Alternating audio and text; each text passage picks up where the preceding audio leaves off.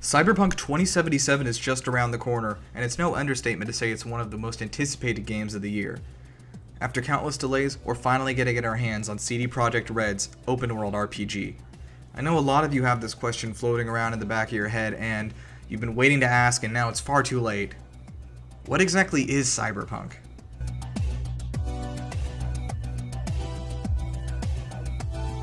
It's hard to define Cyberpunk in just a few words, but Lawrence Person back in 1998 gave it a try in his Hugo-nominated fanzine, Nova Express. Classic Cyberpunk characters were marginalized, alienated losers who lived on the edge of society, in generally dystopic futures where daily life was impacted by rapid technological change, an ubiquitous datasphere of computerized information, and invasive modification of the human body. Notice that we're 2 for 3 on those things in real life right now. So some of the things we're going to see here are the rise of artificial intelligence, hackers, megacorporations, and near-future settings. These are dystopian settings, of course, where technology has advanced far beyond the intent of its original creator. That's a key element. It borrows a lot from film noir from the 30s and 40s, but detective stories in general. And ultimately, I would say Cyberpunk is more a mode of delivering science fiction than it is its own group of collected works. There are a lot of books that are a little cyberpunk, and a lot of movies that use cyberpunk theming, but there are a few works that fit wholly into this genre. We can trace cyberpunk all the way back to the early 60s from a literary movement called the New Wave. New Wave writers honed in on a society utilizing the very technology that created their dystopia as a coping mechanism to deal with living in it. Does that sound familiar?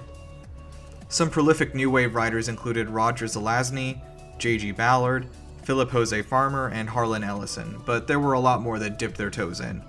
These writers brought about a new way of thinking about the future, far from the previously established that currently defined the genre.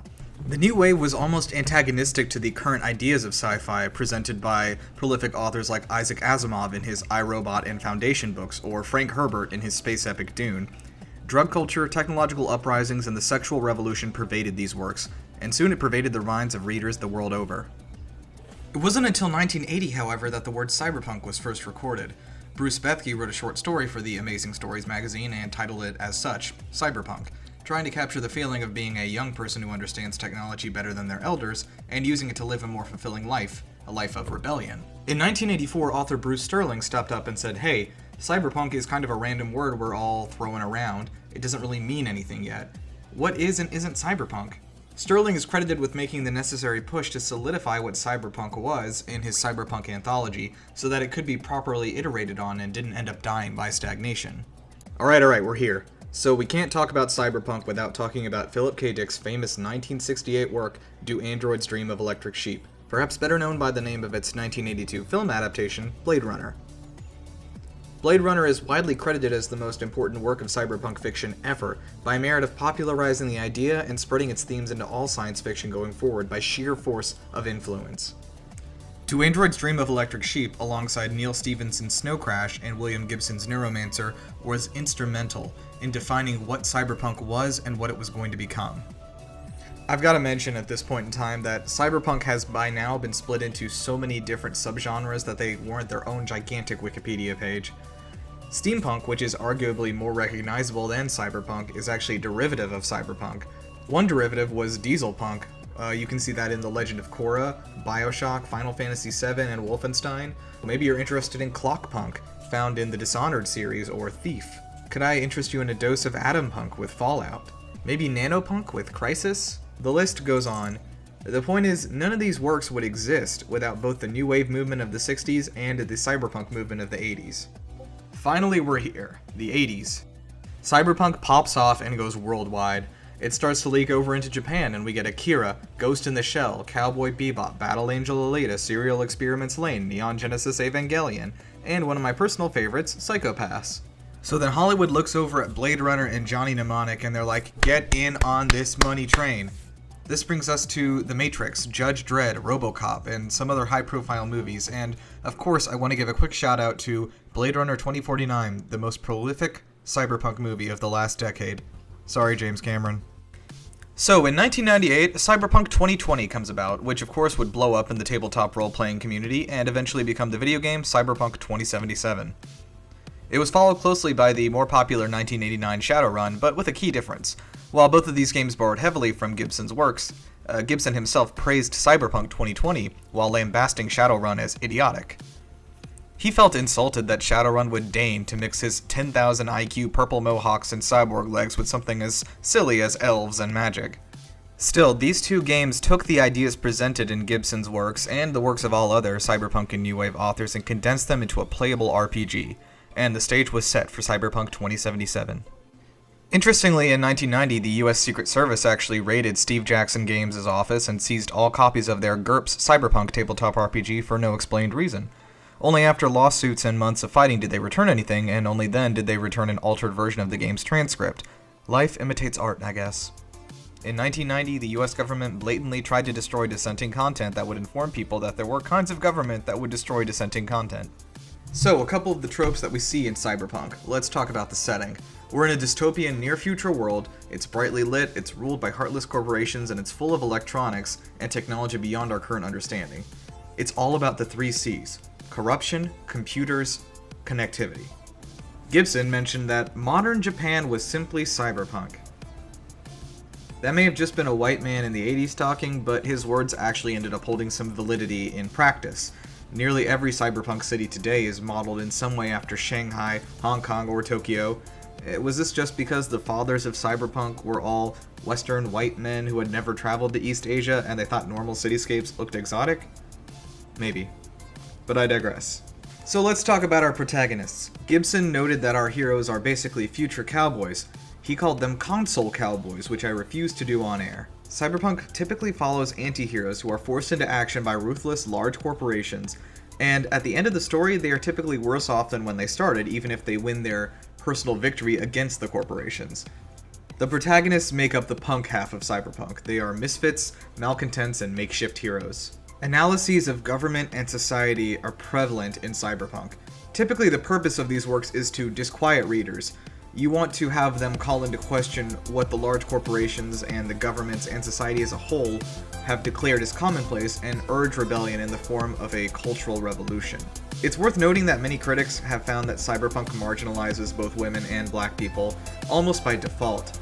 A lot of these stories are about empowering masculinity. Also, note that Blade Runner has not a single black person in it. Go check. These are just notes, and they are likely more a byproduct of the time than they are of Cyberpunk. Recent Cyberpunk works, at least, have definitely become more inclusive. So, let's talk video games. You know Final Fantasy VII, Metal Gear Solid, Deus Ex, System Shock, Far Cry 3 Blood Dragon, The Longest Journey, Transistor, Valhalla, Shin Megami Tensei, Astral Chain. I could go on, but I won't.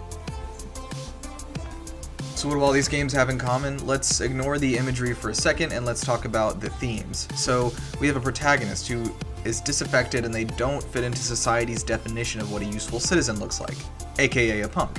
We have either an oppressive government trying to control people or a corporation that is so large it might as well be the government that is trying to suppress people. These entities are trying to suppress dissent and tell people to ignore the evidence that something is horribly wrong. These are dystopias, and there's only a small group of people that are willing to give up the luxuries and decadences that come with this life of oppression in exchange for freedom. And note, things at the end are typically not 100% better than they were at the start of these stories. Perhaps they've made a step in the right direction, or perhaps they've discovered a horrible truth they just have to sit back and accept. In his famous novel, 1984, author George Orwell actually captured the idea of cyberpunk, without meaning to, very well in a single quote. "The party told you to reject the evidence of your eyes and ears. It was their final, most essential command." Personally, of all recent media, I think that the anime/manga Psycho-Pass has the best showcase of these themes and ideas. Some spoilers for Season 1.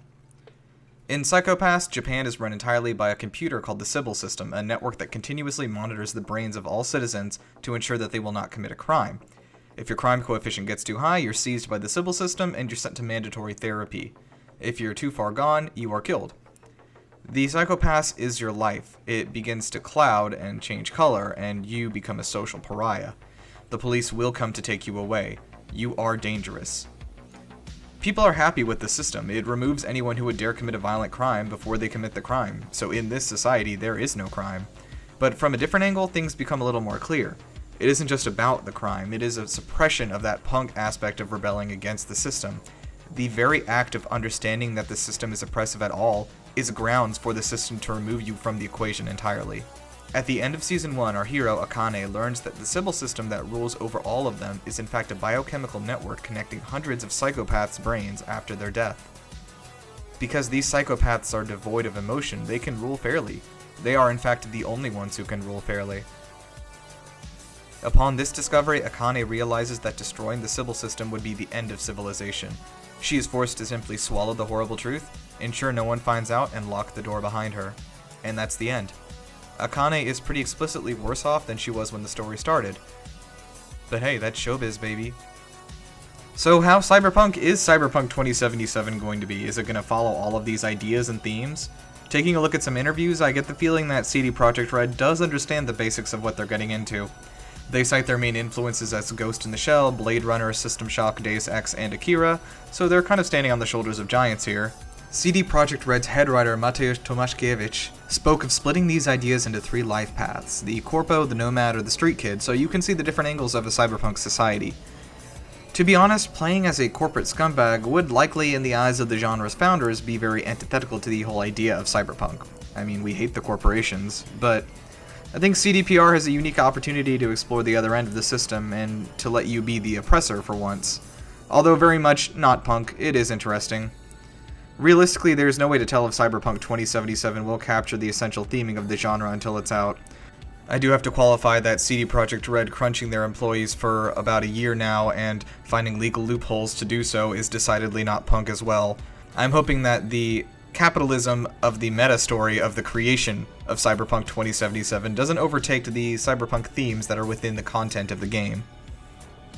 By the time you're watching this, it's likely already out, so here is to hoping it is indeed a runaway hit that both celebrates and advances the idea of cyberpunk. Thank you for watching. If you're interested in more content like this, subscribe to us here at youtube.com/GameLuster, and you can find us at GameLuster.com.